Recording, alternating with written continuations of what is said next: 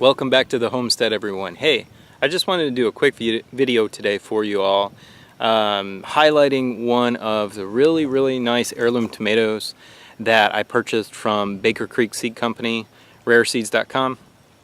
And it's a new one for me, but it seems to be incredibly prolific. However, I'll tell you maybe one issue I found with it so far. Could be an issue with my garden, could be an issue with the variety of seed as well. So we're going to look at this, which is it's called the blueberry tomato. It is from Wild Boar Farms, sold through Baker Creek. It's a small cherry tomato called blueberries. And as you can see, they've got this really cool blue color right on the top here, and that holds through. It actually darkens up. You can see these are almost ready to pick right here. It holds up throughout the ripening process. So they're very beautiful. Look at all these things. They're going crazy. This is one plant. They're all the way over here. They're through my basil. They're down here. They're falling over. I gotta tie it up even more. I've tied it up a ton, but it's just so weighted down with fruit. Look at this. This is turning over here. I gotta pull this guy up here. It's even split on me from the weight of the fruit on this one side over here before I picked it. But look at all these things. And maybe my my trellis system here isn't the best. Single cable, which is common with what I did was these angled 6-foot T-posts, and I think it's going to go much higher than that. You know, this is the top of my soil here is pretty soft sand. So I had to pound this down pretty far. But no matter, look at these things. However, they still are susceptible to, we've got hornworm on it. You can see right there, big hole in this one, unfortunately. You know, I'm going to talk a little bit about companion planting too, which usually will help with mitigating your pest problems. And as you can see, we've got our lemon basil here that's companion planted with our tomato here, but it doesn't seem to have any effect on the hornworms. Maybe it's helping to knock them down a little bit and take care of some other bugs, but as you can see inside, they're even ripening inside against the basil, which is beautiful. But we're still getting these little caterpillars, even this one right here. You can see it's got a little hole in it. Here's a beautiful sight right here, a little bee.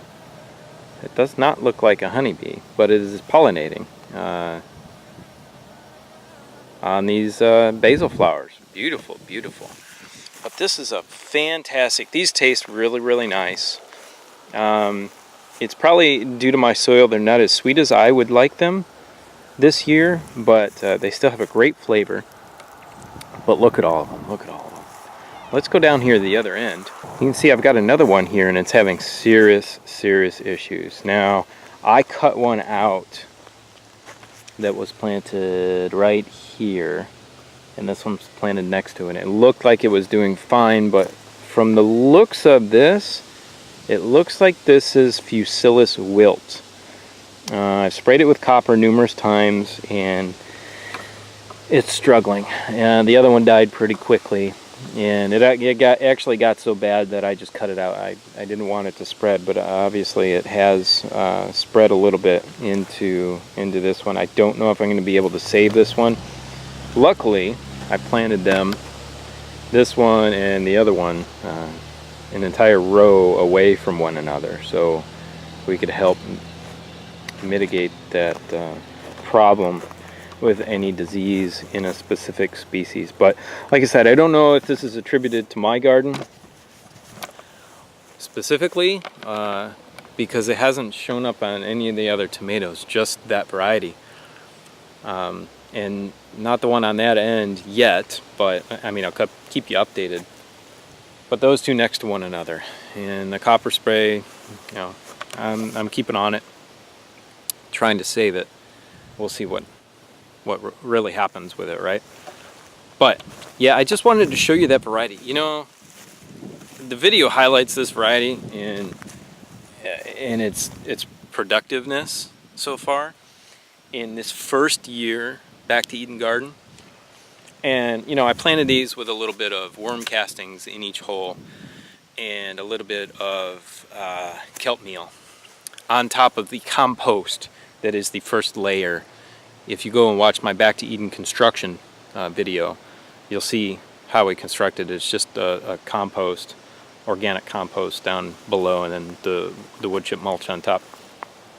But then that's really it. I haven't given it any other nutrition. Over here are some brandywines, which are an heirloom variety, and you can see that they are doing pretty good. This one looks like it's got some blight. I've tried to help get that. This one up here's got some hornworm damage, and you can see on the leaves as well. We're spraying it with our neem oil, but they're still, these hornworms are still getting us. And I hunt around for them, but it's really hard to find them in this jungle of tomato here. But I gotta say that these brandywines are my favorite tomato this year. They taste unbelievably amazing. They're very, very, very good. They have a great flavor. Better than my Sunburst, better than the Big Boar, better than the Romas or the San Marzanos that I've got over here. Better than the blueberries. But obviously that's a cherry tomato. These are obviously a lot different. You can see they're doing all right. This one on the end is having a rough time, like I said. This one's even rotten. I gotta get this one out of here. But anyway, hope that helps you choose your varieties, and just to highlight the few varieties that I have, specifically that blueberry one.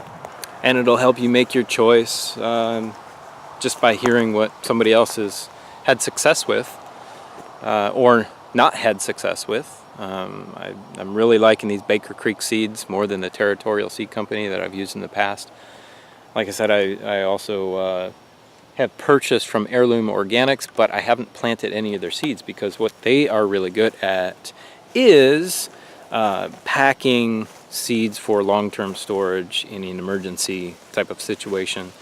And their seed packs last 15-20 years. They're packed in Mylar bags, so on and so forth. So Heirloom Organics is good for those, but I've never grown their seeds.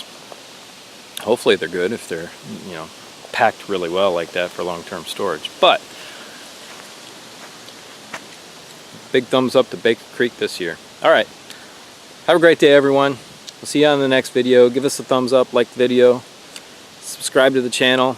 We'll be doing regular updates here in the garden, giving us our experience in what we've come across and how we're doing, and hopefully it helps you. Have a great day. We'll see you on the next video.